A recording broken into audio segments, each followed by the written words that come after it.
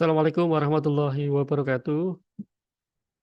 Selamat pagi, salam sejahtera untuk kita semua. Yang kami hormati Bapak Ibu peserta kelas pajak pada pagi hari ini, kami ucapkan selamat datang dan selamat bergabung dalam kelas pajak KPP Pratama Jakarta KB2 dengan tema kali ini SPT Tahunan PPh Badan.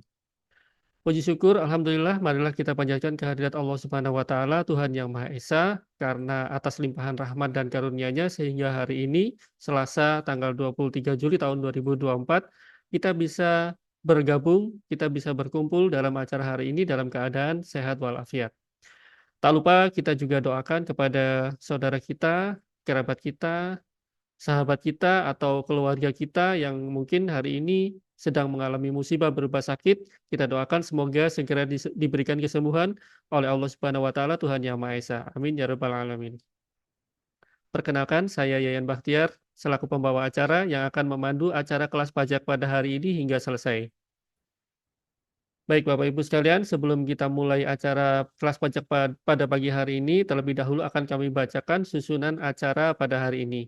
Yang pertama adalah pembukaan yang telah kita laksanakan bersama, yang kedua adalah doa, yang ketiga menyanyikan lagu kebangsaan Indonesia Raya, yang keempat tayangan himbauan integritas oleh Direktur Jenderal Pajak, yang kelima penyampaian materi, yang keenam sesi diskusi dan tanya jawab, dan yang ketujuh adalah penutup. Baik Bapak Ibu yang kami hormati, sebelum acara dimulai, marilah kita menundukkan hati sejenak, memohon kepada Allah Subhanahu wa Ta'ala, Tuhan Yang Maha Esa, agar acara dapat berjalan dengan lancar. Berdoa menurut agama dan keyakinan masing-masing disilakan.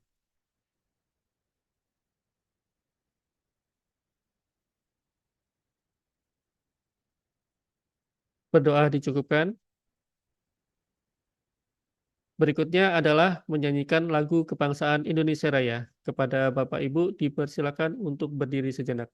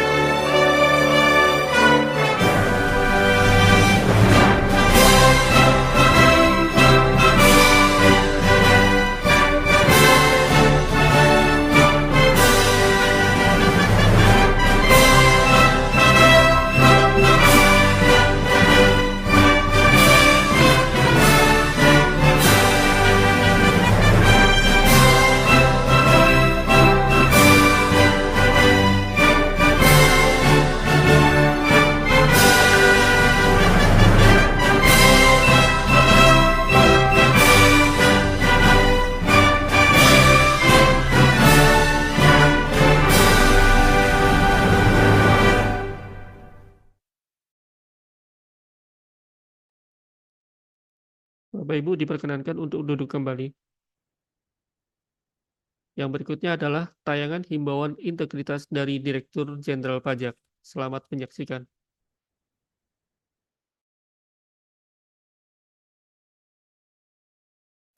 Assalamualaikum warahmatullahi wabarakatuh. Salam sejahtera bagi kita semua. Salam, Om Swastiastu, Namo Buddhaya, salam kebajikan. Bapak Ibu wajib pajak yang kami hormati, saat ini Direktorat Jenderal Pajak sedang melakukan perubahan. seiring dengan arah reformasi birokrasi aparatur sipil negara. Perubahan berfokus pada peningkatan pelayanan dan kepercayaan publik melalui kinerja instansi yang berintegritas, akuntabel, profesional, dan berorientasi pada pelayanan.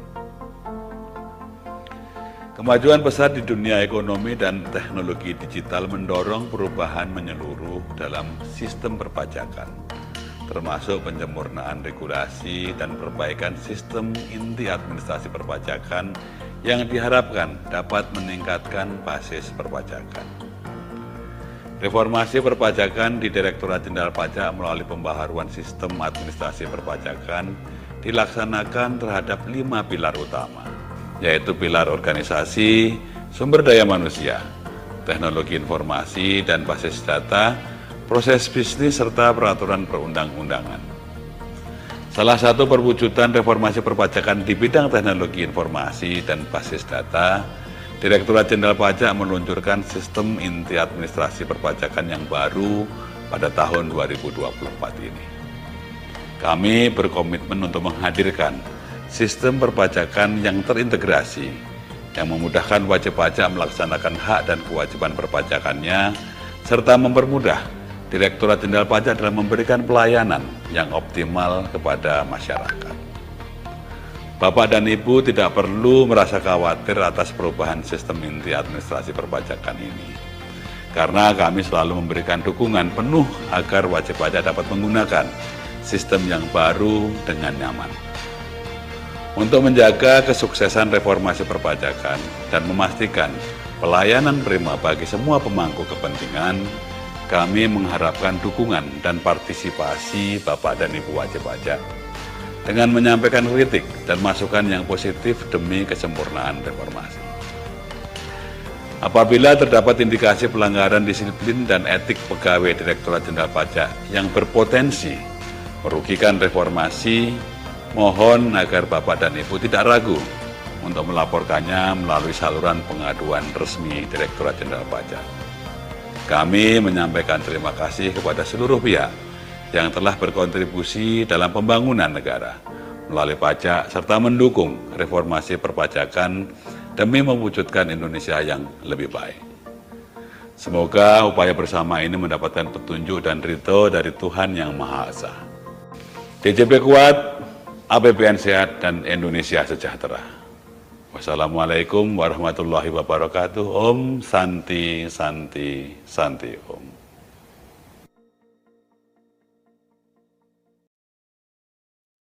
Baik, Bapak Ibu sekalian, tibalah kita pada sesi inti kita pada pagi hari ini, yaitu pemaparan materi oleh pemateri kita. Materi kali ini adalah terkait dengan SPT tahunan PPh Badan yang akan disampaikan oleh pemateri kita, yaitu Bapak Fani Cahya Karismana. Beliau selaku fungsional penyuluh pajak ahli muda di KPP Pratama Jakarta Gambir 2.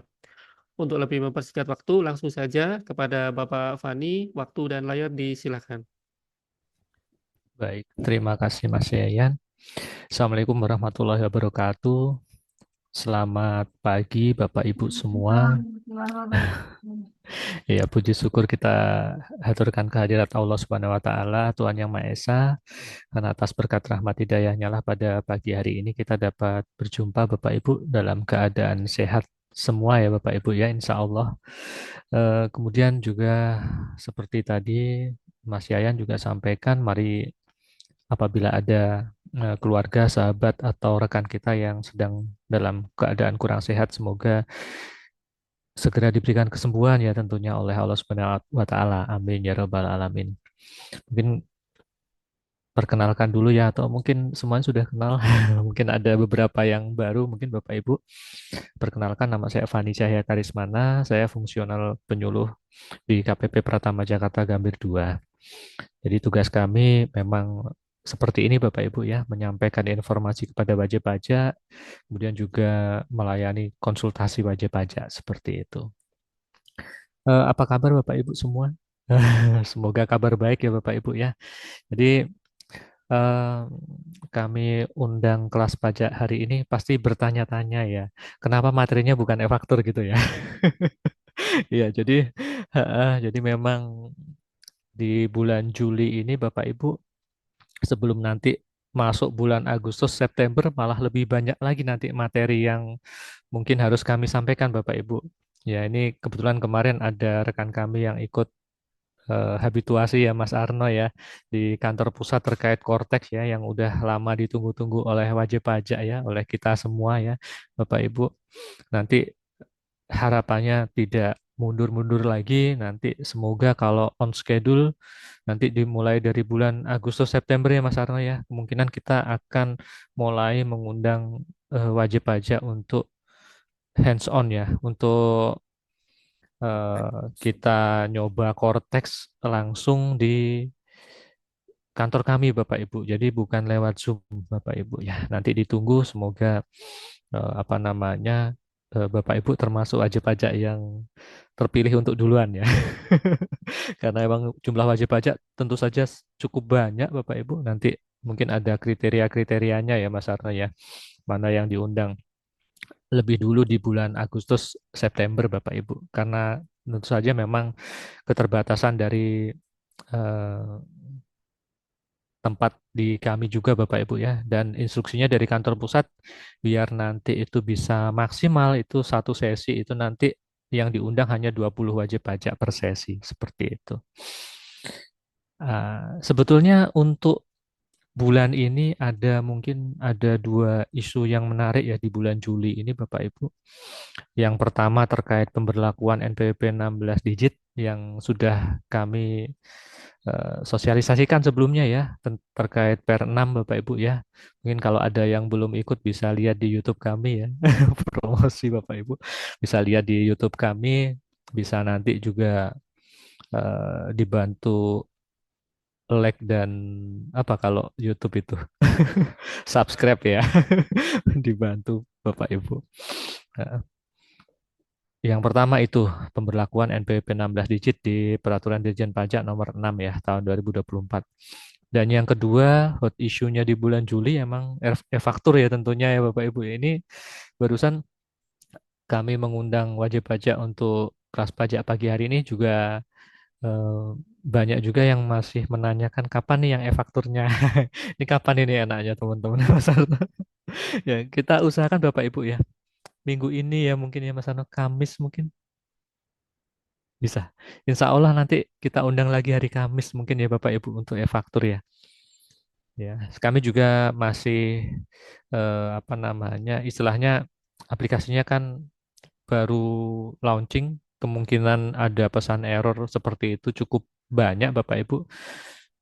Kemudian juga kompatibel dengan perangkat wajib pajak seperti apa. Jadi memang kita nggak langsung adakan sosialisasi Bapak Ibu. Biar kita juga pelajari dulu eh, pesan-pesan error error apa saja yang yang banyak ya, yang banyak disampaikan oleh wajib pajak Bapak Ibu seperti itu.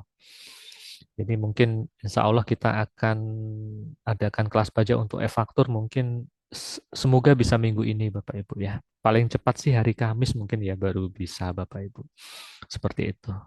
Itu yang kedua hot issue di bulan ini Bapak Ibu. Namun untuk hari ini tentu saja kita tidak belum membahas terkait Cortex atau NPP 16 digit dan e-faktur dulu ya Bapak Ibu ya, di hold dulu.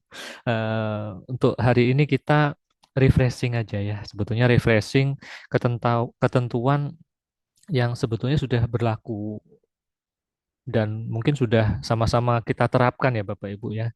Cuman tidak ada salahnya kita refreshing lagi terkait tata cara perhitungan untuk menghitung PPh badan ya, PPh terutang, pajak penghasilan tahunan, ketentuan di pasal 31E Undang-Undang PPh Bapak Ibu, yang mana mungkin ada sebagian dari kita mungkin yang lupa atau mungkin yang belum sepenuhnya tepat dalam melakukan penghitungannya ya, seperti itu Bapak Ibu ya. Ya, siapa tahu ada yang lupa ya, nanti sambil bisa dicek-cek lagi di SPT tahunannya sudah benar atau belum sih perhitungan SPT tahunan kita kemarin untuk 31E-nya ya. Rata-rata kan eh, sebagian besar wajib pajak dia masih lingkup di 31E ya, kecuali yang wajib pajak UMKM tentunya ya. atau wajib pajak besar yang memang omsetnya udah di atas 50 miliar ya. Tapi rata-rata kan omsetnya masih di bawah 50 miliar sehingga di sana bisa memanfaatkan tarif 31E Undang-Undang PPH tadi ya. Nah, nanti setelah kita sampaikan, nanti bisa Bapak Ibu lihat kembali mungkin SPT-nya. Kalau sudah yakin benar sih nggak ada masalah. Kalau misalnya ada yang masih belum tepat, nanti bisa membuat SPT pembetulan tentunya ya, seperti itu. Baik, kita coba langsung saja ke slide. Slide-nya nggak terlalu panjang, makanya saya harus pembukaannya cukup lama ini Bapak Ibu, karena slide-nya sangat singkat. Kita nggak akan membahas apa namanya SPT tahunan dari awal, tidak akan membahas bagaimana masuk DJP online, apa namanya pembuatan SPT-nya seperti apa, unduh e-form-nya seperti apa. Kita tidak ke sana Bapak Ibu. Kita fokus untuk pagi ini khusus terkait pasal 31E ya. Nanti kita bisa diskusi ya kalau misalnya ada yang mau ditanyakan ya. Jadi ini fasilitas pengurangan pajak penghasilan badan pasal 31E Undang-Undang Pajak Penghasilan ya. Nah, ini jelas ini memang berlaku untuk pajak penghasilan bagi wajib pajak badan dalam negeri, Bapak Ibu ya. Nah, ini fasilitasnya apa? Berupa pengurangan tarif sebesar 50% dari tarif sebagaimana dimaksud dalam pasal 17. Nah, tentu saja ini tidak berlaku untuk wajib pajak UMKM ya, yang masih pakai PP 23 atau 55 ya Bapak Ibu ya. Ini juga ada penegasannya di Surat Edaran Nomor 2 PJ 2015. Seperti itu Bapak Ibu. Jadi mungkin berapa sih tarif PPh badan ya, tarif pasal 17 ya. Kita sama-sama tahu tarifnya 22% ya Bapak Ibu ya. Nah, kemudian dengan 31E ini apakah nanti langsung dapat potongan 50%, langsung dikali 11% ya. Tentu saja eh, tidak sepenuhnya seperti itu ya Bapak Ibu. Ada cara perhitungannya. Mungkin bagi yang omsetnya sampai dengan 4,8 miliar, oh itu berarti nanti kenanya memang 11% ya. Tapi kalau omsetnya antara 4,8 miliar sampai dengan 50 miliar, dia ada bagiannya yang kena 11%, ada bagiannya yang kena 22%. Nah, kemudian untuk yang wajib pajak besar, yang omsetnya di atas 50 miliar, dia full, dia tarifnya 22% ya, tidak ada potongan 50% dari tarif. Baik, ini slide berikutnya.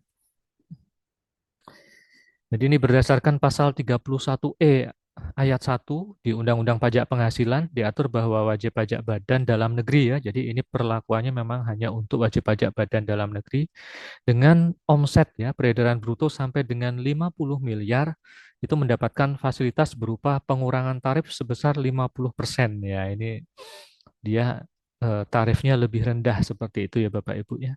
Dari tarif sebagaimana dimaksud dalam pasal 17 ayat 1 huruf B ya. Ini tarif PPh untuk wajib pajak badan tentunya ya.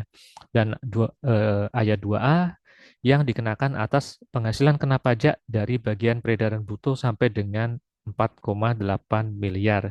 Jadi ada yang dapat potongan 50% untuk bagian dari penghasilan kena pajak yang eh, yang dikenakan atas penghasilan kena pajak dari bagian ya, dari bagian peredaran bruto atau dari bagian omset yang sampai dengan 4,8 miliar seperti itu. Nah, nanti penghitungannya bagaimana? Nanti kita ada di slide berikutnya ya Bapak Ibu ya, ada contohnya ya. Nah, ini apa saja yang perlu diperhatikan? Nah, ini siapa saja yang bisa memanfaatkan? Tentu saja wajib pajak badan dalam negeri ya. Apakah membutuhkan permohonan? Ya, biasanya kalau dapat fasilitas kan kita ada yang mengajukan permohonan ya, baik dia secara online atau mungkin secara masih manual seperti itu ya. Untuk 31E ini otomatis Bapak Ibu ya, tidak ada permohonan yang harus dilakukan oleh wajib pajak ya. Jadi wajib pajak tidak perlu menyampaikan permohonan terlebih dahulu. Batasannya apa? Tadi ya Bapak Ibu ya, batasannya untuk wajib pajak badan dalam negeri yang omsetnya sampai dengan 50 miliar ya. Nah, cara menghitungnya bagaimana nanti kita lihat. Dan apakah ini wajib atau pilihan? tarif pasal 31E untuk yang memang masuk batasan dan memenuhi ketentuan ini, nah kita lihat lagi ya nanti ya Bapak Ibu ya. Oke, jadi yang pertama eh, tidak perlu menyampaikan permohonan ini ya, tadi ya sempat saya singgung. Jadi memang secara self assessment sesuai dengan prinsip pajak di Indonesia, Bapak Ibu, secara self assessment wajib pajak menghitung sendiri, menyetor sendiri, melaporkan sendiri kewajiban perpajakannya ya. Jadi tadi wajib pajak badan tadi yang dalam negeri tadi melakukan perhitungan sendiri ya, self assessment ya pada saat menyampaikan SPT tahunan badan. Nah, dan tidak perlu menyampaikan permohonan untuk bisa memanfaatkan ketentuan di pasal 31E Undang-Undang PPH ini. Nah, ini kemudian berlakunya hanya untuk subjek pajak wajib pajak badan dalam negeri ya. Sudah jelas ya di sini ya Bapak Ibu ya. Tidak perlu permohonan dan untuk wajib pajak badan dalam negeri. Kemudian yang kedua batasannya ya Bapak Ibu ya. Batasannya adalah dia memiliki peredaran bruto atau omset sampai dengan 50 miliar ya Bapak Ibu ya. Kalau dia omsetnya sudah di atas 50 miliar, otomatis dia tidak mendapatkan fasilitas 31E ini ya Bapak Ibu. Seperti itu. Ya. Kalau dia masih sampai dengan 50 miliar, berarti dia masih bisa menggunakan 31E ya Bapak Ibu. Seperti itu. Nah, kemudian ini yang paling penting sebetulnya dari materi slide ini mungkin ya Bapak Ibu ya. Sering kita kadang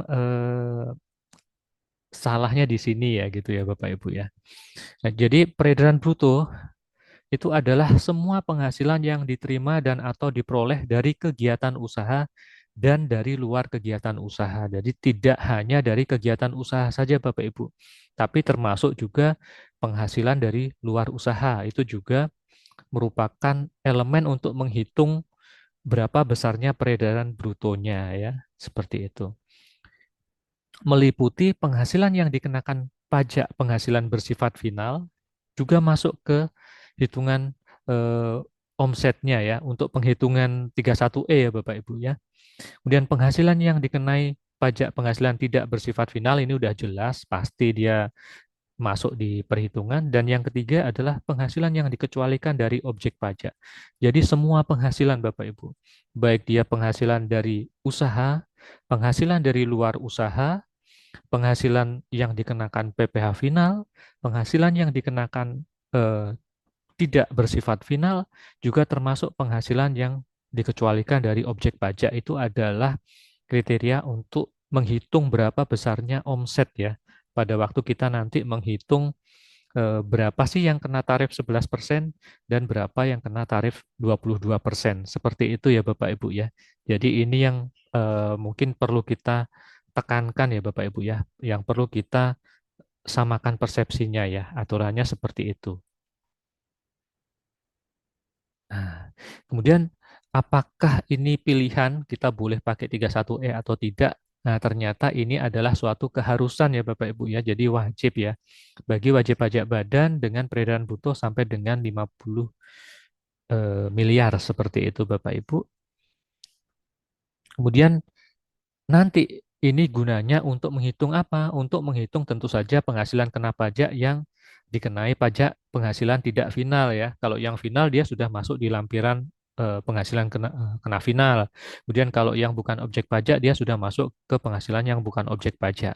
Nah, ini nanti untuk menghitung penghasilan kena pajak yang masuk ke induk ya Bapak Ibu ya. Di sana kan nanti ada perhitungan 31E-nya. Nah, perhitungan 31E-nya itu nanti berarti kan 4,8 miliar dibagi tadi ya, jumlah omsetnya tadi ya. Omsetnya omset keseluruhan Bapak Ibu.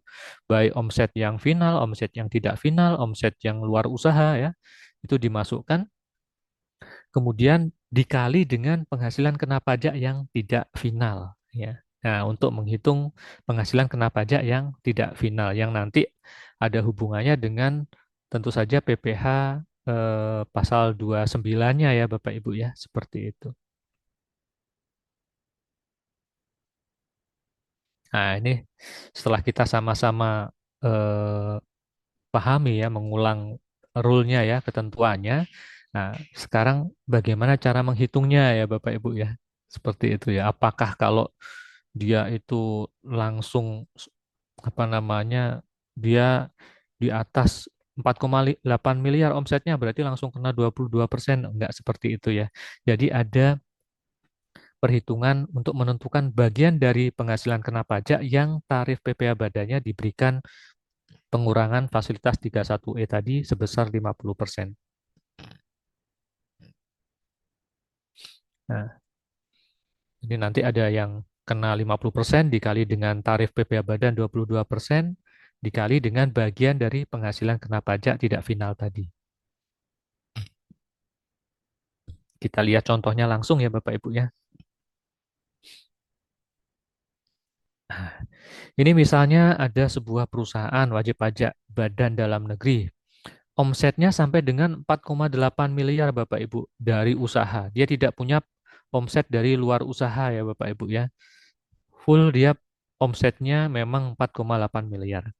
Nah, tentu saja kalau omsetnya sampai dengan 4,8 miliar, maka peredaran bruto tadi mendapatkan fasilitas pengurangan tarif ya atas seluruh penghasilan kena pajaknya ya Bapak Ibu ya. Misalnya dia penghasilan kena pajaknya 480 juta karena omsetnya sampai dengan 4,8 miliar, dia full Bapak Ibu. Full atas 480 juta ini dia dapat fasilitas dikali 50%. Ya. Ini kalau omset totalnya di bawah 4,8 miliar. Jadi nggak ada isu, nggak ada perhitungan bagian yang kena 11% berapa, bagian yang kena 22% berapa. Jadi kalau omsetnya sampai dengan 4,8 miliar, maka dia penghitungannya cukup mudah, 50% kali 22% kali penghasilan kena pajaknya. Seperti itu. Bagaimana kalau ternyata omsetnya seperti ini, Bapak Ibu ya? Ini ada PT berikutnya yang B, dia peredaran bruto dari usahanya sebetulnya cuma 4 miliar misalnya ya, misalnya. Tapi dia peredaran bruto dari luar usahanya ternyata 1,5 miliar misalnya ya. Jadi totalnya peredaran brutonya ada 5,5 miliar. Nah, ini adalah dasar untuk menghitung eh, peredaran brutonya pada waktu kita menentukan berapa bagian yang mendapatkan fasilitas 31E Bapak Ibu. Jadi tidak dari peredaran bruto dari usaha saja, tapi dari total ya Bapak Ibu ya. Nah, karena ini melebihi dari 4,8 miliar, maka ada sebagian peredaran bruto yang mendapatkan fasilitas 31E. Jadi hanya sebagian juga penghasilan kena pajak yang mendapatkan pengurangan tarif seperti itu Bapak Ibu. Ya, gambarannya seperti ini ya. Nah, mari kita lihat cara menghitungnya. Cara menghitungnya seperti ini. Kita cari dulu bagian yang mendapatkan pengurangan tarif, Bapak Ibu. Caranya 4,8 miliar ini adalah konstanta ya, anggaplah ini konstanta Bapak Ibu, batasannya dibagi total omset baik dari usaha maupun dari luar usaha 5,5 miliar kita kali dengan penghasilan kena pajaknya. Oh, penghasilan kena pajaknya 500 juta. Ketemu 436 juta 363.636. Ini adalah bagian dari penghasilan kena pajak yang mendapatkan fasilitas 31E Bapak Ibu. Nah, ini kita lihat PPh terutangnya bagaimana. Pertama, penghasilan kena pajak yang dapat fasilitas 31E ini 50% kali 22% kali 436 tadi Bapak Ibu ketemu PPh-nya sebesar 48 juta. Kemudian sisanya yang tidak mendapatkan fasilitas kita bisa carinya bagaimana? Gampangnya total penghasilan kena pajak 500 juta kan kita kurangkan dengan yang mendapatkan fasilitas ya 436. Nah, sisanya tinggal 63 juta nih misalnya. Nah, untuk yang ini dia tidak dapat fasilitas Bapak Ibu, dia dikali dengan 22% ya, tarif pasal 17. Ketemu 14 juta, berarti jumlah PPh terutangnya untuk tahun pajak tersebut adalah 62 juta. Jadi bukan dari eh, omset peredaran bruto dari usaha saja Bapak Ibu. Kalau dari peredaran bruto dari usaha saja bisa jadi atas seluruh penghasilan kena pajaknya ini kena tarif 11% ya Bapak Ibu ya. Namun ketentuannya adalah untuk menghitung berapa besarnya omset dalam menghitung bagian dari penghasilan kena pajak yang mendapatkan fasilitas 31E itu adalah dari keseluruhan peredaran bruto dari usaha maupun dari luar usaha, baik itu yang dikenakan PPh final maupun yang bukan objek pajak. Seperti itu, Bapak Ibu. Ya. Intinya di sini sih, Bapak Ibu. Nanti kalau ada yang kurang jelas nanti bisa diskusi ya. Nah, bagaimana kalau misalnya omsetnya udah di atas 50 miliar, otomatis dia tidak dapat fasilitas 31E. Langsung penghasilan kena pajaknya kali tarif 22% ya, gampangnya seperti itu. Nah, ini yang perlu diingat Bapak Ibu. Jadi memang pada waktu kita mengklik 31E itu, kita perlu pastikan perhitungannya benar ya Bapak Ibu ya.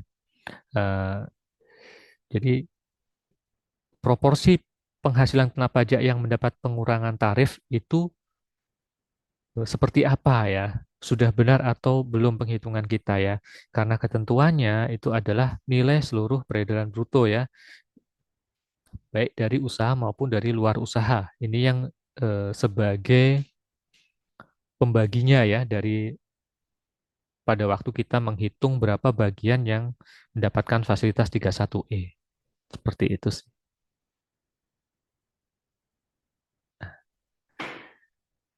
Oke, ini ada contoh lagi misalnya ya Bapak Ibu ya, ini yang lebih detail mungkin ya.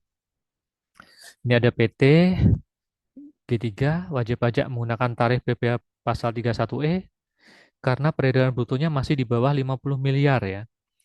Dia memiliki usaha jual beli bahan bangunan dan usaha sampingan jasa konstruksi.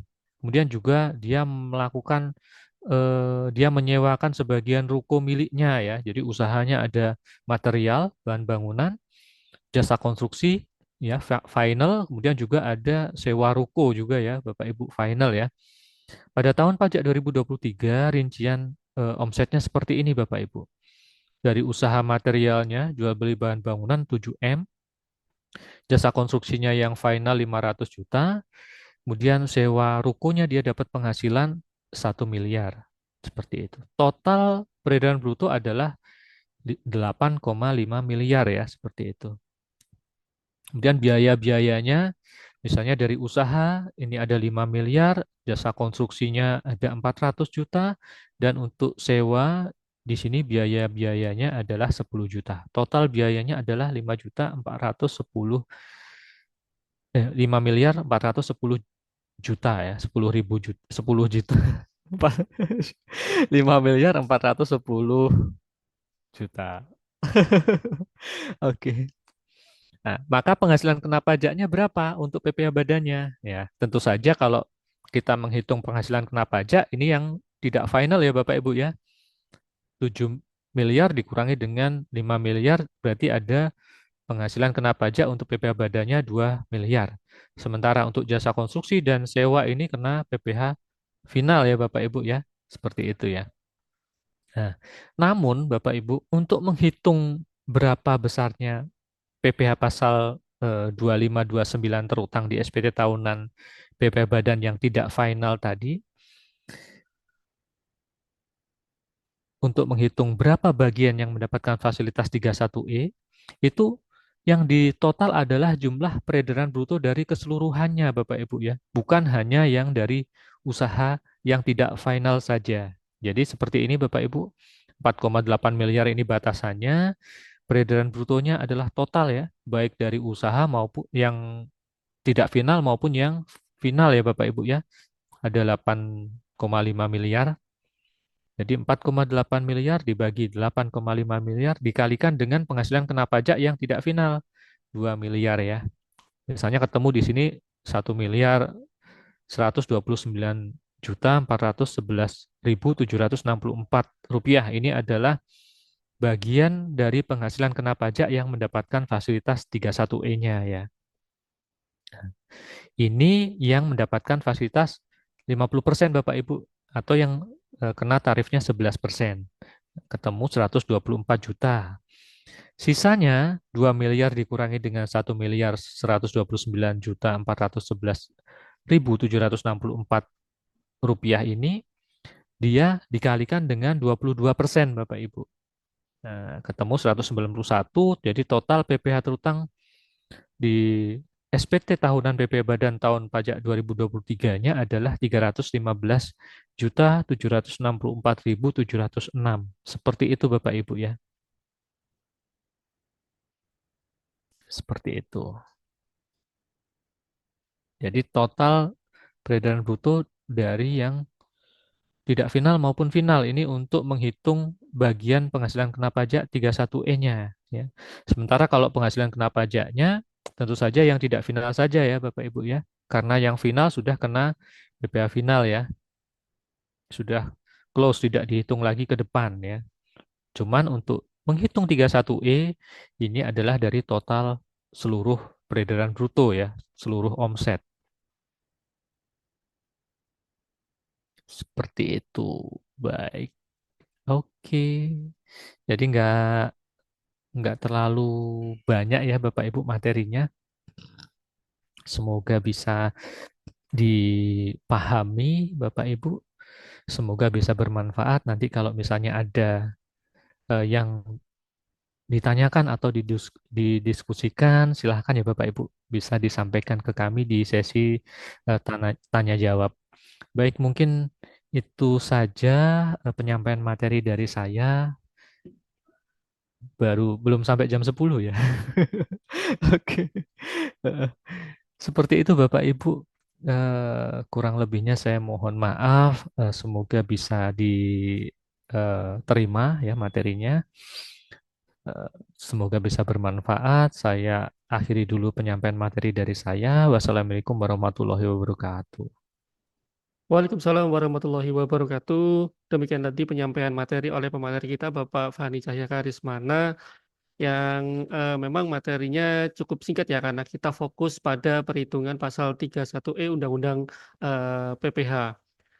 Eh, Baik Bapak Ibu, sebelum kita masuk ke sesi berikutnya, saya ingin mengingatkan kepada Bapak Ibu sekalian untuk mengisi presensi melalui link yang sudah kita bagikan pada kolom chat ya, agar kita bisa menyampaikan materi pada hari ini melalui email dari Bapak Ibu masing-masing.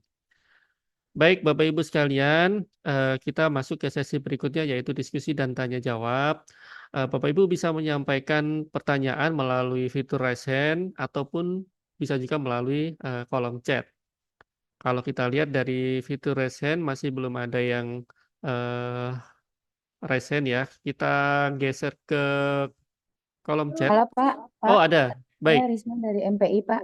Ibu Risma, baik. Iya, Baik. ini saya Eh, mau nanya Pak, yang untuk yang SPT badan. Itu kan kalau di secara online yang di isi SPT itu otomatis kan Pak. Tapi kalau pas saya otomatis, kalau saya perhitungannya nggak dicentang manual, itu suka berbeda Pak. Hitungan manual sama hitungan di sistem e-formnya. Nah itu oh ya. bagaimana ya Pak? Apakah kalau saya tulis manual sesuai dengan hitungan manual, itu baru benar gitu loh. Ini udah berapa tahun aku pakai e-form, dia kan otomatis, tapi hitungannya nggak sama sama manual. Oke.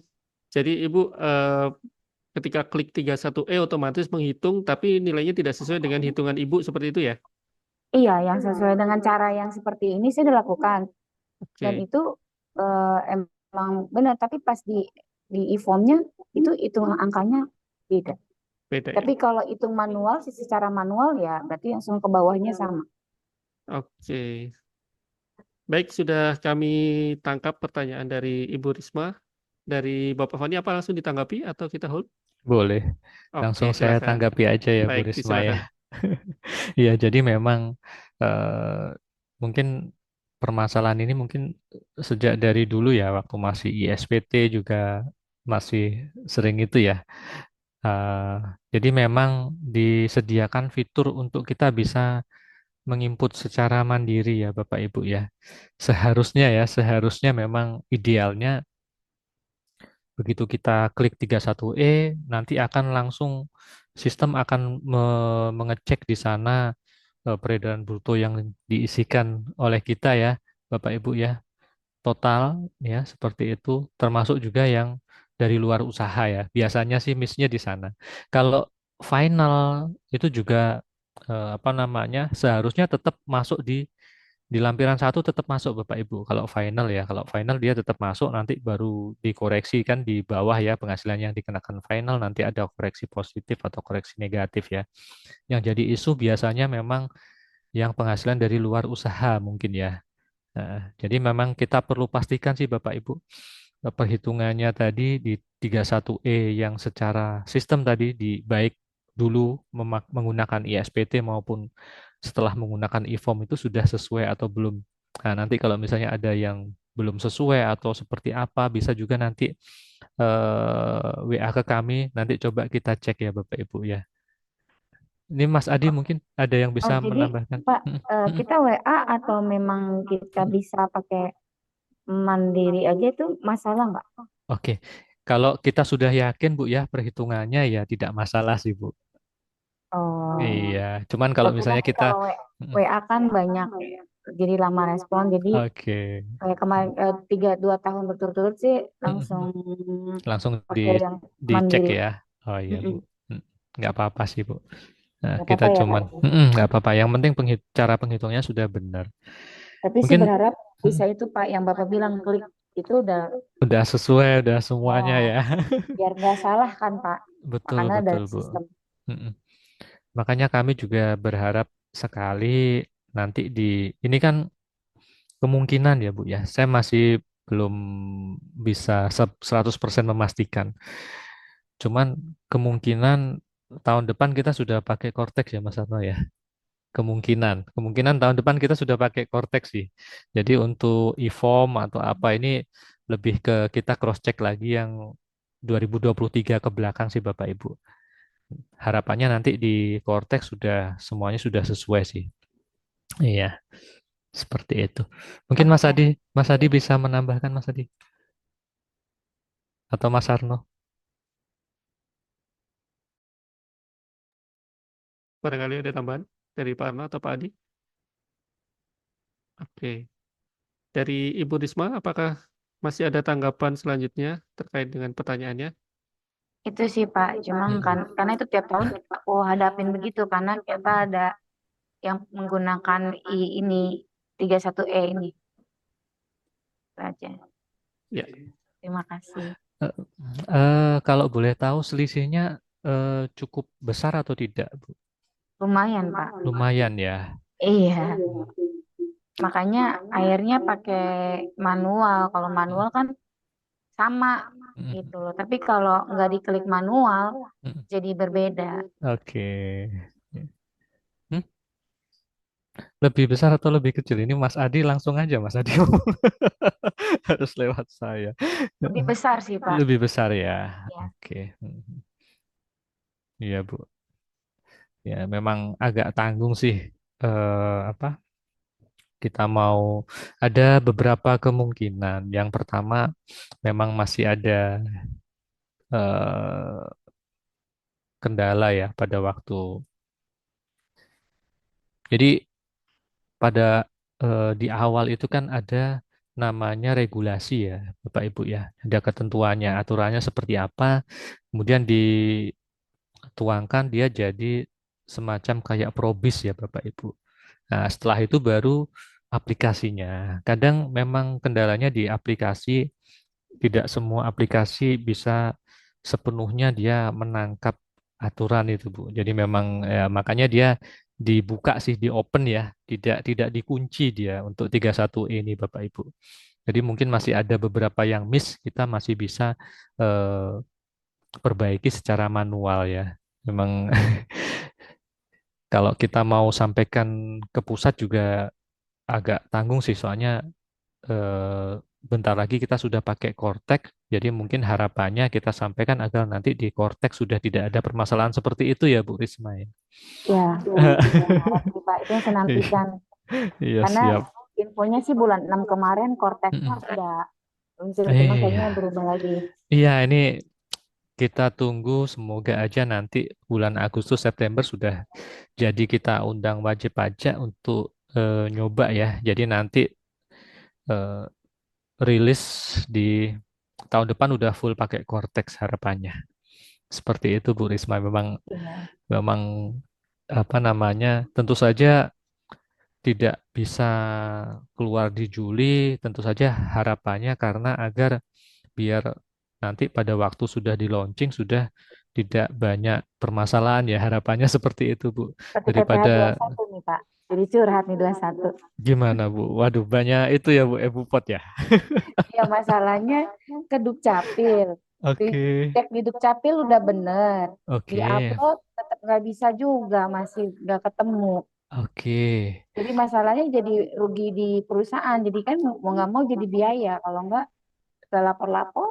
Bupot ya Bupot Pak, yang ah salah Bupot 21 Pak. Karena nanti itu, nanti nanti WA ke kami dia pakai NIK berarti ya.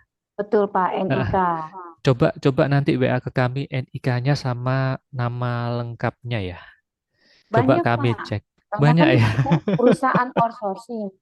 Oke. Ada sekitar yang belum ketemu itu masih ada sekitar 500 karyawan lagi Pak. Nah itu mereka udah kita suruh datang ke Dukcapil dan lewat online Dukcapil. Udah dapat jawaban dari Dukcapil,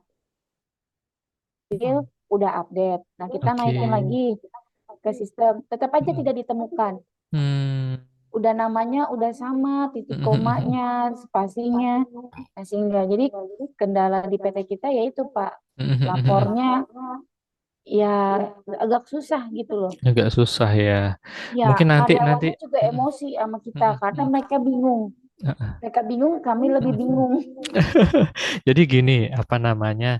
Yang pertama coba saya sampaikan istilahnya itu alurnya ya, Bu ya. Yang Ya. pertama untuk saat ini ya, kalau dia sudah pemadanan, sudah NPWP, NIK-nya sudah valid, dia akan nembaknya itu ke server kami, server DJP Bapak Ibu. Jadi Mm-mm.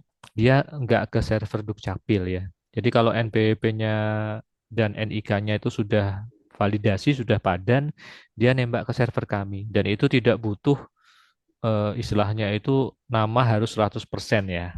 Karena dia datanya memang server DJP. Cuman kalau Mm-mm. yang di server DJP nggak ada, berarti kan memang NPWP-nya nggak ada ya.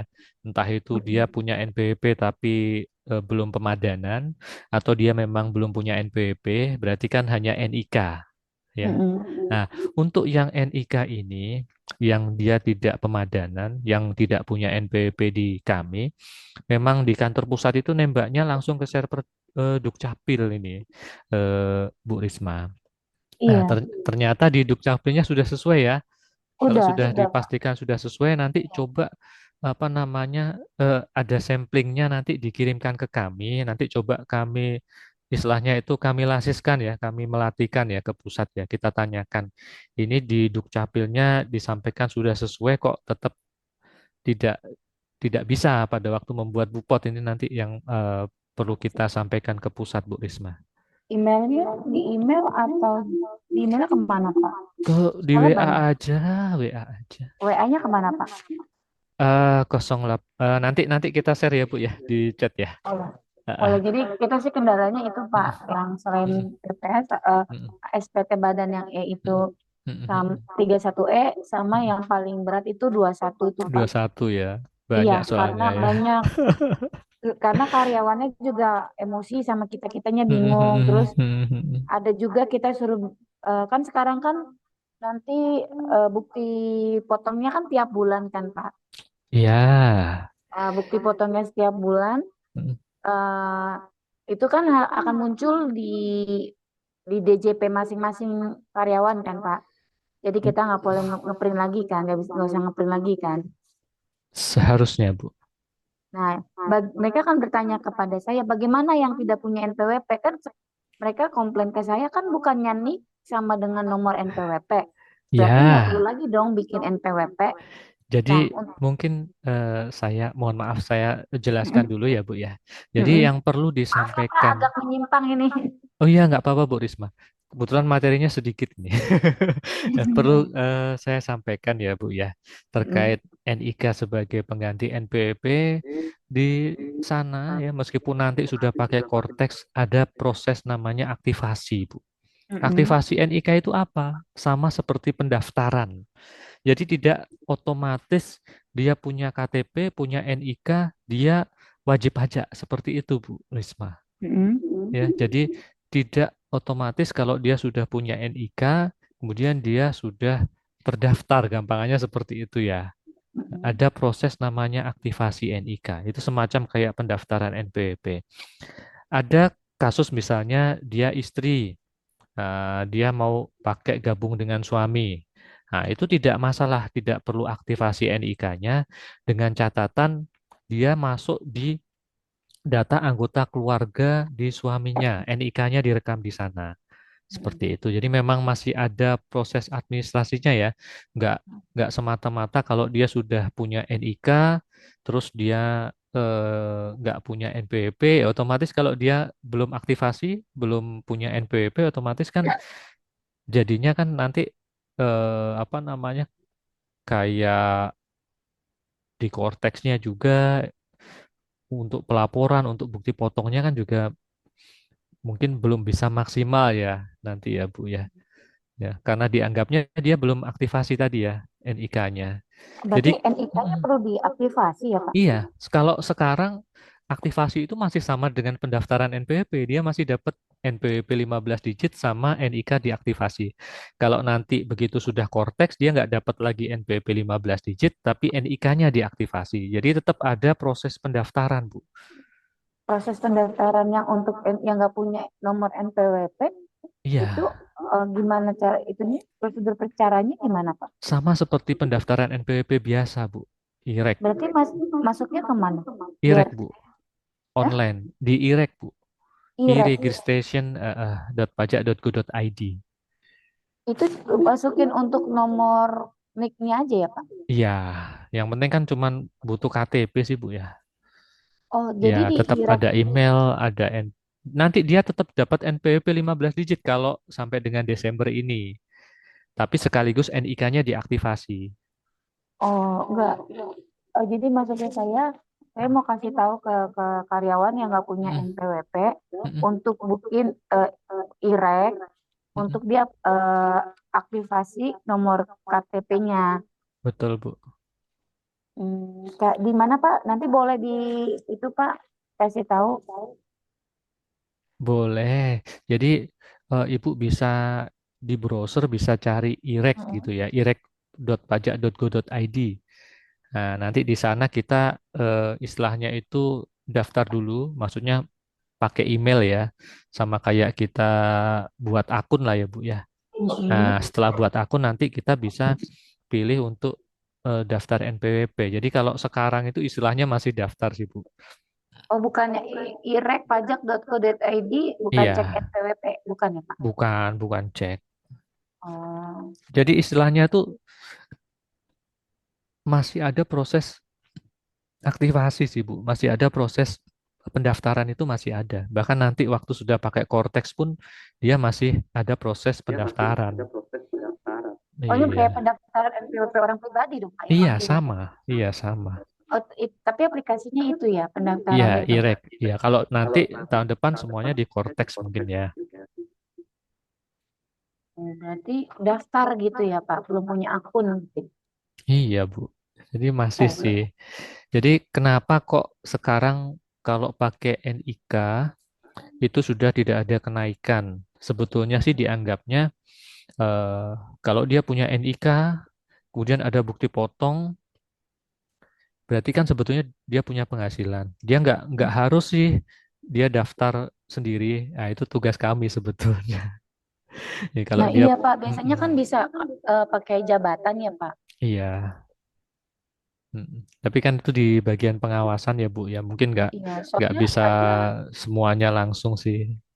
ada karyawan kita itu yang kayak di pedalaman di Mm-mm. Kalimantan.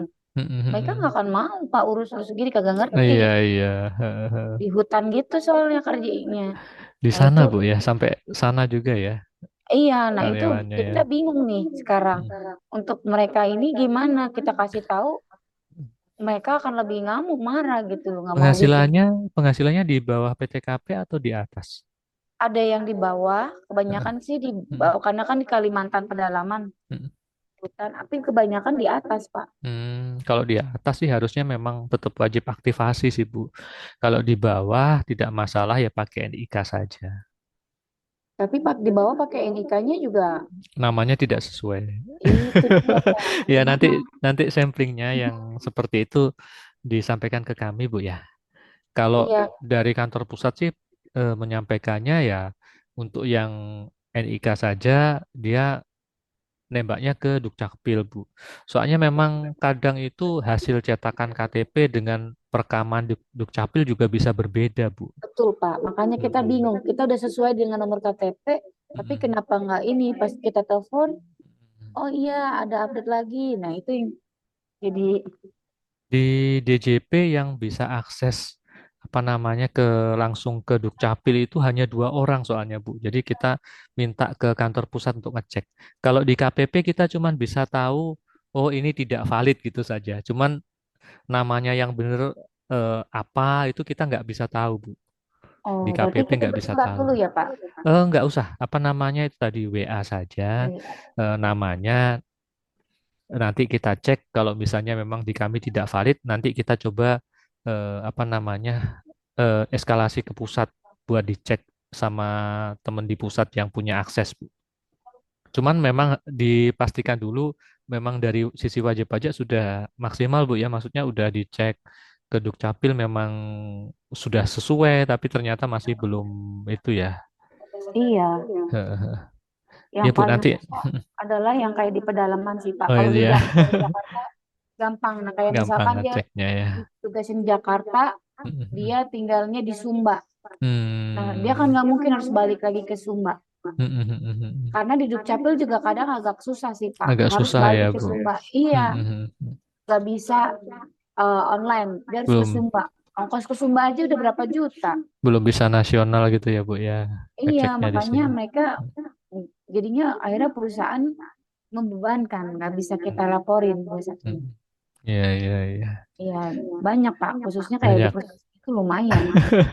Ya coba Lumayan. nanti samplingnya dikirim ke kami Bu ya. Boleh Pak. Itu yang Nah. WA-nya tadi udah itu udah saya catat sih ya Pak. Oh Di situ. sudah. Oke. Iya Pak. Makasih buat bantuannya, Mak. Bapak, saya bertanya Siap. di luar Terima ini. kasih kembali Bu Risma. Ya. Baik, terima kasih kepada Ibu Risma yang sudah bertanya terkait dengan materi hari ini dan juga terima kasih kepada pemateri kita atas tanggapannya. Dan kita masih membuka kesempatan kepada peserta kelas pelajar yang lain, Bapak Ibu yang lain, apabila ada pertanyaan yang ingin disampaikan, silakan menggunakan fitur raise hand untuk kemudian kita undang untuk open mic menyampaikan pertanyaannya. Kita lihat masih belum ada yang raise hand. Kita bergeser sejenak ke fitur chat. Sudah ada beberapa pertanyaan di kolom chat. Saya bacakan. Ada pertanyaan dari Bapak Yogi. Pertanyaannya, kenapa di pasal 31E perhitungannya beda dengan yang ada di SPT lama dengan di e-form? Yang masih belum saya dapat dipahami kenapa pendapatan lain, kenapa harus menambah dengan omset. Sementara saat kami menggunakan ISPT model lama tidak pernah memperhitungkan pendapatan lain-lain. Jadi seolah-olah menambah omset, padahal omset itu kan harus berasal dari penjualan dari kegiatan usaha. Sedangkan pendapatan lain-lain kan tidak ada hubungannya dengan kegiatan usaha, seperti bunga pinjaman. Kenapa di e-form ada sedikit perbedaan perhitungan dengan aplikasi ISPT yang lama? Mohon penjelasannya. Kemudian ada pertanyaan lanjutan. Setelah saya tanya ke KPP, kalau untuk perhitungan angsuran diperbolehkan tanpa pendapatan lain-lain. Dan satu lagi, apakah boleh tidak mengkreditkan bukti potong PPh pasal 22, 23 tidak pakai kreditkan? Mungkin itu pertanyaannya. Iya. Oke. Jadi sebetulnya udah disinggung tadi ya Pak apa dari Bu Risma tadi ya pertanyaannya ya. Jadi memang di ISPT yang lama masih masih ada miss sebetulnya di sana. Jadi ini kan 31E ini kan fasilitas sebetulnya. Fasilitas ya. Fasilitas yang mana cara untuk menghitungnya itu diatur ketentuannya ya. Jadi untuk memanfaatkan fasilitas ini tentu saja ada aturannya ya seperti itu ya. Nah, di sana itu diatur bahwa memang untuk menghitung bagian dari penghasilan kena pajak yang mendapatkan fasilitas itu adalah dari keseluruhan omset seperti itu ya. Jadi termasuk juga yang dari luar usaha seperti itu dianggapnya itu adalah total omset. Ya, ini memang khusus untuk penghitungan 31E-nya sih ya. Penghitungan 31E-nya. Sementara untuk memang untuk penghitungan angsuran pasal 25 itu kan sebetulnya memang yang istilahnya itu yang dari usaha saja ya. Kalau yang final atau apa kan ya bisa dikeluarkan ya dari penghitungan eh, untuk menghitung angsuran pasal 25 seperti itu sih ya. Jadi ada perbedaan metode sih ya untuk menghitung 31E-nya, fasilitas 31E-nya dan kaitannya dengan angsuran ya. Kemudian untuk yang berikutnya boleh tidak kita tidak mengkreditkan bukti potong yang tidak kita pakai ya.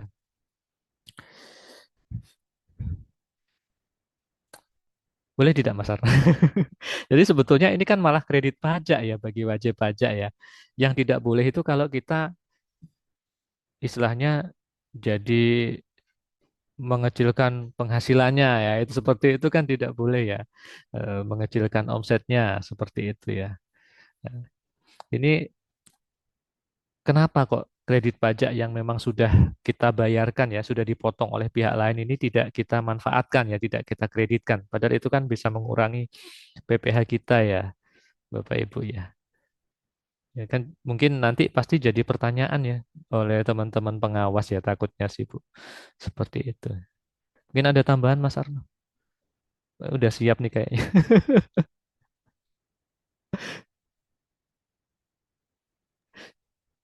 Baik, eh, mungkin kita undang ya Bapak Yogi barangkali masih Ibu. bergabung dengan oh Ibu. Oh mohon Iya. maaf ya Ibu Yogi Spri. Iya kan? Ibu kan? Mohon maaf kalau misal ada kesalahan dari penyebutan Bapak atau Ibu Yogi Spri barangkali masih bergabung dengan kita, mungkin bisa kita undang untuk open mic menyampaikan tanggapannya terkait dengan jawaban pemateri kita. Selamat pagi, Bapak atau Ibu Yogi Spri barangkali masih bergabung dengan kita.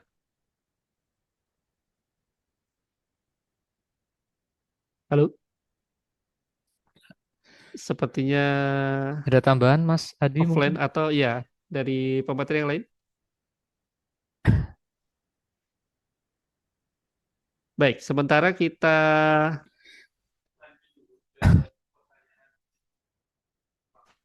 maaf. Sementara kita lanjut dulu ke pertanyaan berikutnya, Pak Fani.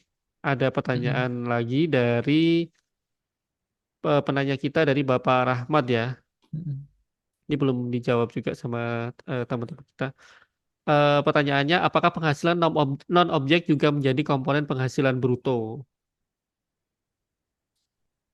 Dan yang pertanyaan kedua sudah dijawab oleh tim kita. Mungkin itu dulu, Pak Fani. Oke. Jadi termasuk ya Pak Rahmat ya. Jadi tadi di slide juga sudah disampaikan ya Pak Rahmat.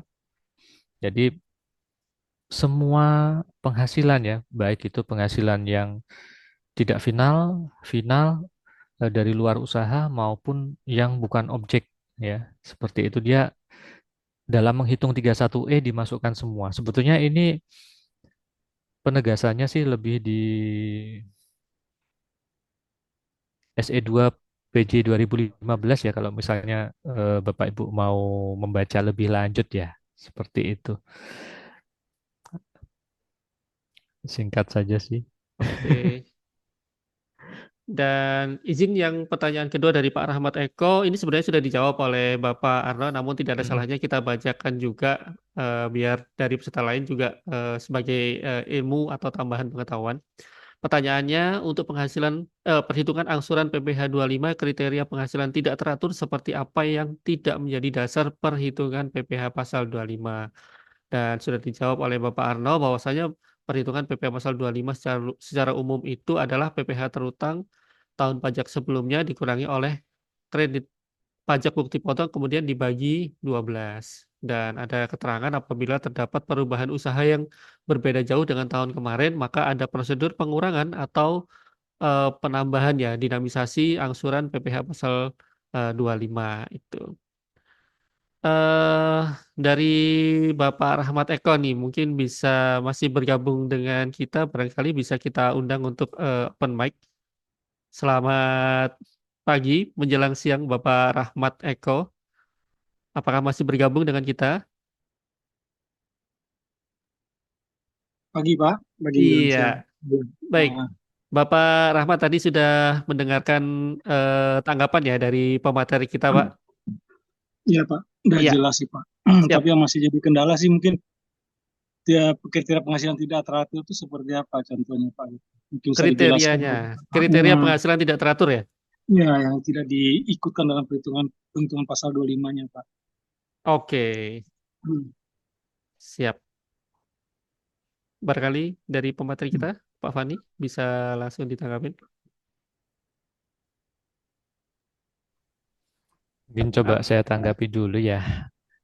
Nanti Mas Arno mungkin bisa menambahkan ya. Terima kasih Pak Rahmat. Mungkin tadi belum dijawab ya. Jadi sebetulnya memang untuk secara simpelnya untuk angsuran pasal 25 kan otomatis pertama yang masuk ke induk, yang masuk ke penghasilan tidak final tentu saja adalah penghasilan yang memang dari usaha yang tidak final ya Bapak Ibu ya. Otomatis yang final-final sudah keluar. Kemudian yang bukan objek juga sudah keluar ya di penghitungan penghasilan kena pajaknya ya Bapak Ibu ya sebelum menghitung ke PPh terutang tentunya ya. Nah,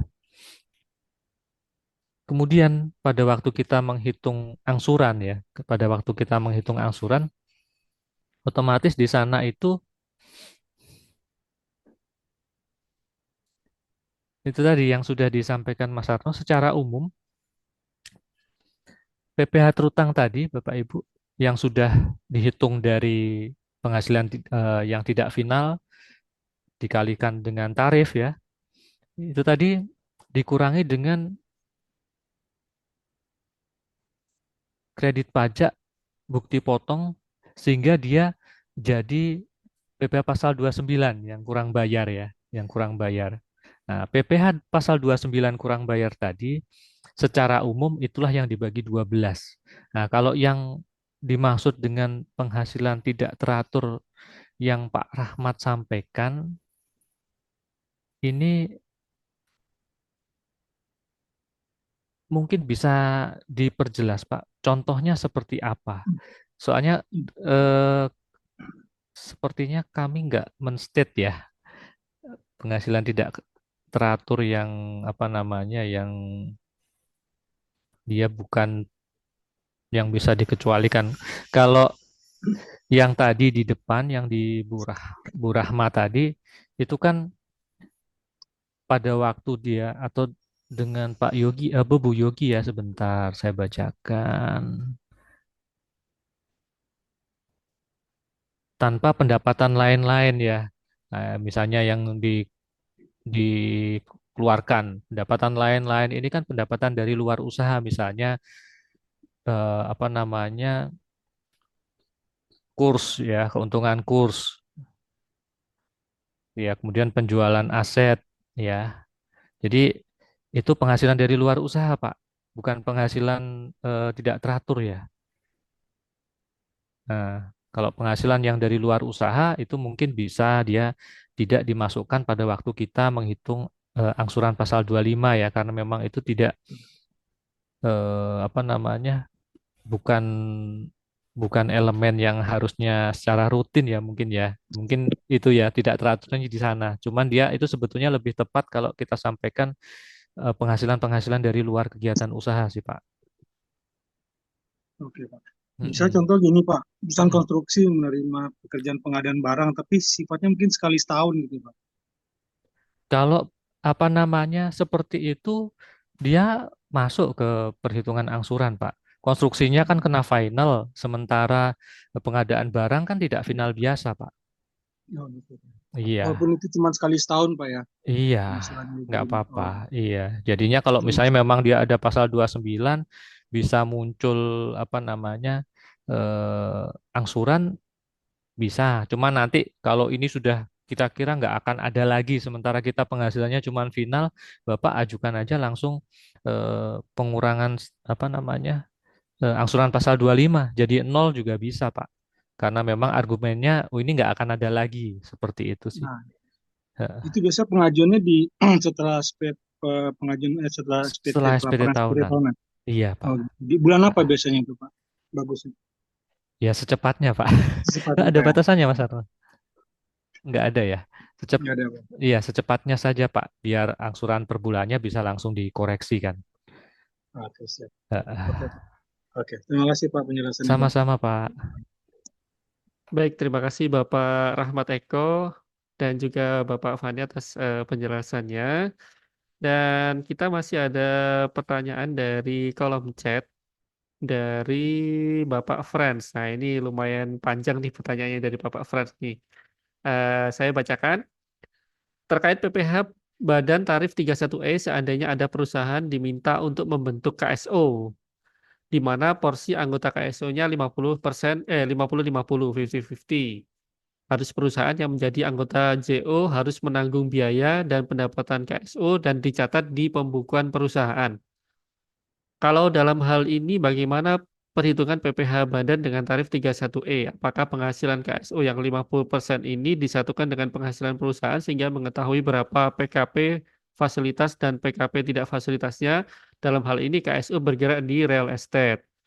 Saya masih mencari di aturan pelaksana tetapi tidak menjelaskan terkait perhitungan pasal 31E jika ada porsi KSO yang dicatat di laporan keuangan anggota KSO. Nah, ini terkait dengan KSO ini Pak Fani. Bagaimana ini? Silakan. Oke. Yang pertama, kalau KSO atau JO itu ada dua tipe ya, Pak Frans ya. Yang pertama, dia yang dibentuk memang khusus untuk satu proyek ya, menyelesaikan satu kegiatan, satu proyek, satu kontrak saja. Kalau dia KSO atau JO-nya dibentuk untuk memang menyelesaikan suatu pekerjaan, suatu proyek itu saja, itu kan dia tidak wajib SPT tahunan untuk KSO-nya. Otomatis nanti akan sharing ya, akan sharing penghasilannya ya. Ini mungkin case-nya seperti itu ya.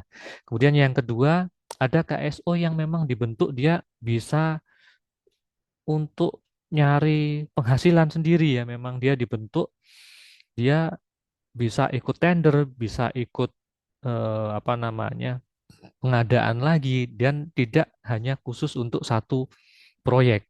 Nah, kalau yang seperti itu KSO-nya dia entitas sendiri Bapak Ibu. Seharusnya dia punya kewajiban SPT tahunan juga. Ya, kalau KSO-nya tersebut punya kewajiban SPT tahunan, kita lihat dulu dia lingkup kegiatan usahanya apa. Apakah lingkup kegiatan usahanya itu dikenakan PPh final atau tidak ya? Kalau misalnya dia KSO-nya bergeraknya di jasa konstruksi, otomatis final. Berarti kan tidak ada penghasilan yang tidak final, tidak ada 31E-nya. Atau misalnya dia properti, dia pengembang real estate, pengalian jual apa namanya unit rumah, itu kan juga final ya. Kalau final otomatis kita tidak perlu menghitung 31E Bapak Ibu. Semua penghasilannya final. Seperti itu. Kemudian yang kedua, kalau dia tadi ya, yang dia hanya dibentuk di satu kegiatan saja, memang nanti akan sharing. Tapi sama juga, kita lihat dia penghasilannya itu apa, final atau tidak. Kalau misalnya penghasilannya itu final, otomatis sharingnya kan juga dasarnya kan juga final kan ya.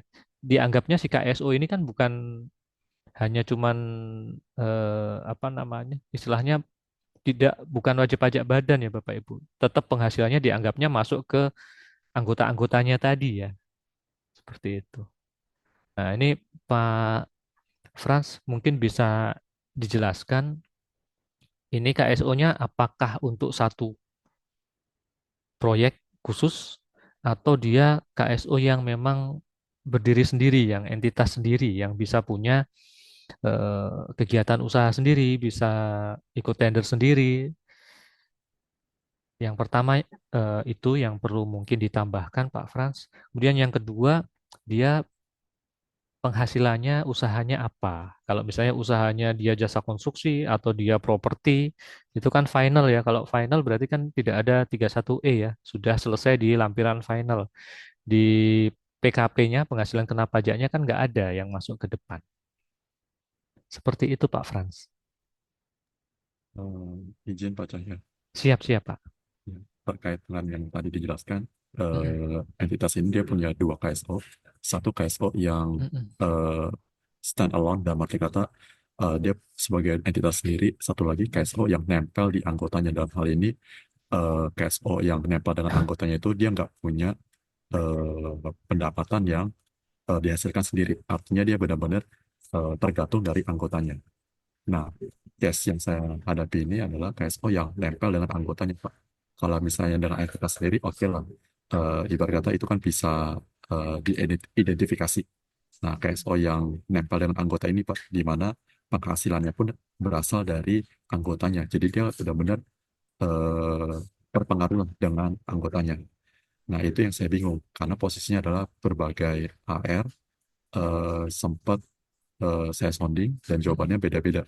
Oh Tambah gitu. lagi dapat juga SP2DK di mana hasil SP2DK-nya ini menuntut bahwa eh, penghasilan yang dicatat oleh anggota atas KSO itu harus diperhitungkan sebagai komponen penghasilan pasal 31E untuk Hmm. mengetahui PKP fasilitas sama tidak fasilitasnya. Karena ada satu sisi, kalau kita merujuk ke pengertian dari peredaran bruto, itu Mm-mm. kan eh, omset tambah dengan penghasilan lain-lain. Itu sampai dijelaskan oleh ARS sendiri sih, Pak. Mm-mm. Nah, jadi ibarat kata kalau cuma pengen berargumen bahwa waktu hitung PKP fasilitas itu kan hanya dari omset atau dari omset aja. Nah, mereka akan bantah. Mm-mm. Bantahnya dengan cara istilah peredaran bruto itu adalah omset tambah dengan pendapatan lain-lain. Nah, pendapatan lain itu kan ibarat kata final, tidak terutang PPh, itu akan hitung juga. Nah, Mm-mm. mereka semua mengacu ke sana Pak, dan ibarat kata oke lah kalau soal yang terkait dengan peredaran bruto. Nah, yang saya pengen tanya adalah Mm-mm. mengenai KSO ini Pak, apakah KSO yang ini benar-benar wajib banget harus dihitung di pasal 31E-nya atau boleh dikecualikan? Karena mau ngotot sekalipun saya juga bingung Pak, nggak ada aturan yang menjelaskan lebih teknisnya gitu loh. Mau Mm-mm. nunggu surat penegasan sudah hampir setengah tahun atau hampir Mm-mm. 1 tahun deh, nggak dibahas-bahas Mm-mm. juga gitu loh Pak. Hmm. Itu aja. Jadi ini kan mungkin saya perjelas lagi ya Pak Frans. Siapa tahu saya salah nangkepnya ya. Jadi ini dari sisi yang pertama KSO-nya itu dia yang dapat penghasilan atau dia yang membagi penghasilannya ke anggotanya Pak? Ibaratnya gini Pak, KSO yang nempel dengan anggotanya itu Mm-mm. ketika KSO itu, sorry, ketika si anggota ini dapat project, nah kontraknya mungkin desain oleh project, tapi ibarat kata Mm-mm. untuk eh, subkonnya kayak tenaga kerjanya segala macam itu berasal dari KSO. Ibarat kata Oke. nanti KSO akan lagi berupa biaya-biaya tenaga kerjanya ke anggotanya, di mana KSO ini sudah PKP juga gitu loh. Jadi ibarat kata kayak simbiosis mutualisme sih Pak. Si anggotanya ini bisa hasilin revenue, tapi satu sisi dia juga ngebutuhin tenaga kerja atas KSO ini, karena kan KSO ini juga kerjasama dengan anggota lain Pak. Nah, anggota lainnya ini ibarat kata qualified untuk mencari talent-talent yang bisa mendukung project-project ini sih Pak. Itu sih Pak. Ada pendapat Mas Arno? Jadi cukup kompleks ya. Heeh. Jadi pertama misalnya kalau sekilas ya Pak ya, kalau sekilas kalau ngelihat seperti itu berarti kan KSO-nya termasuk yang tipe yang dia entitas sendiri dong Pak harusnya. Ya kan? Karena dia bukan hanya untuk satu proyek kan bisa dapat proyek-proyek juga kan? Oh enggak Pak, kalau yang nempel dengan anggota ini murni eh, kita buat spesifik khusus untuk satu proyek aja. Karena posisinya adalah eh, anggota satu lagi itu udah untuk batasin bahwa KSO ini nggak boleh terlibat proyek-proyek kalian yang lainnya lagi. Hanya Oh, satu satu proyek aja. proyek aja ya. Berarti Iya, dia gak ada kewajiban badannya. itu dia Pak. Karena ada restriction dari si anggotanya satu lagi. Kemarin KSO, yang di SP2DK itu Kak dari sisi KSO-nya atau dari anggotanya, Pak? dari anggotanya Pak. Karena Anggotanya ya. a- anggotanya ini posisinya adalah mengakui sebagian biayanya dari si KSO Pak.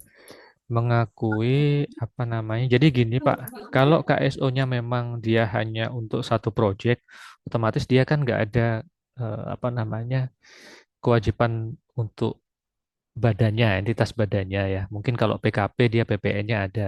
Tapi kalau badannya kan udah langsung di-sharing tuh ke anggota-anggotanya sesuai porsinya, Pak. Otomatis memang penghasilan tadi otomatis ya dianggap sebagai penghasilan dari masing-masing anggotanya, Pak. Untuk PPh ya. Jadi Eh, memang memang nambah ke apa? Ke omsetnya ya, ke omsetnya si anggotanya sih, Pak. Kalau pendapat saya ya. oke, oke, baik Pak. Iya. Soalnya si KSO-nya dia bukan apa namanya entitas wajib pajak badan soalnya Pak. Otomatis memang penghasilan yang diterima dari proyeknya tadi langsung terbagi langsung ke si anggota-anggotanya Pak. Seperti itu apa namanya sementara ya jawaban dari saya Pak ya. Oh, Kan harus kalau lebih detail kan kita harus lihat ke kontraknya, lihat ke dokumen-dokumen pendukungnya sih Pak. oke, baik, baik Nah, Pak. iya. Itu aja sih Pak pertanyaan saya Pak. Thank you ya Siap Pak ya. Pak Frans. Sama-sama Pak Frans. Baik, terima kasih dari Bapak Frans atas pertanyaannya dan juga dari Pak Fani atas tanggapannya. Kami masih membuka kesempatan kepada Bapak Ibu peserta kelas pajak yang lain apabila ada pertanyaan terkait dengan materi kita hari ini bisa disampaikan melalui fitur resen dan juga kolom chat. Dan juga kami ingatkan lagi kepada Bapak Ibu yang belum mengisi presensi, silakan Bapak Ibu mengisi presensi melalui link presensi yang sudah kita bagikan di kolom chat untuk kemudian materi kita pada pagi hari ini akan kita bagi, kita share melalui email Bapak Ibu yang sudah didaftarkan melalui presensi tadi. Kita coba cek lagi untuk kolom chat sepertinya masih belum ada tambahan pertanyaan yang terakhir dari Bapak Frans tadi dan juga masih belum ada yang menyampaikan pertanyaan melalui fitur resen. Ya, dan juga ini saya kembali menginformasikan kepada Bapak Ibu sekalian ya untuk apa nomor WhatsApp ya konsultasi KPP Pratama Jakarta Gambir 2 sudah kita share melalui kolom chat atau barangkali Bapak Ibu masih ada yang belum tahu terkait dengan layanan salah satu layanan non tatap muka kita yaitu bisa konsultasi melalui nomor WhatsApp di 0895 2558 3349. Sekali lagi Bapak Ibu apabila membutuhkan layanan konsultasi tanpa tatap muka kita melalui fitur chat WhatsApp bisa melalui nomor 0895 2558 3349.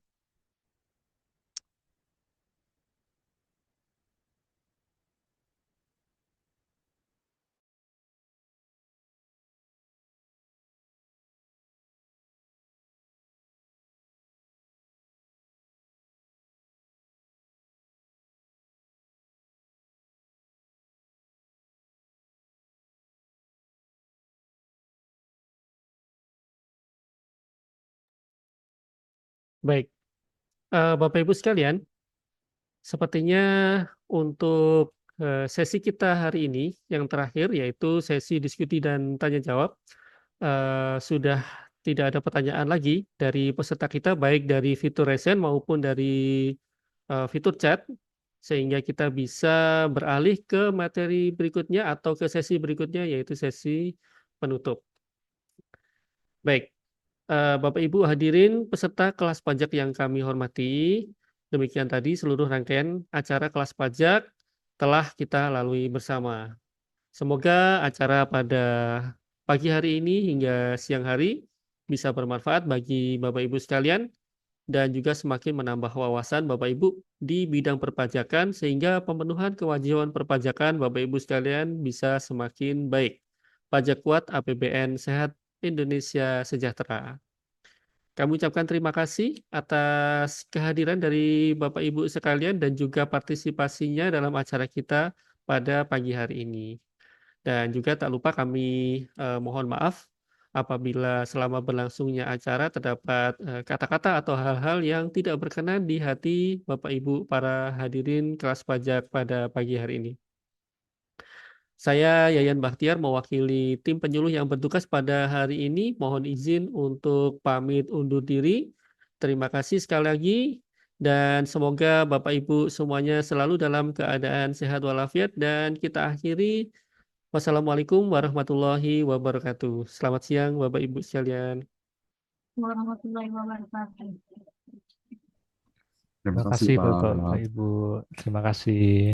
Baik, terima kasih Bapak Ibu atas kehadirannya. Semoga sehat selalu.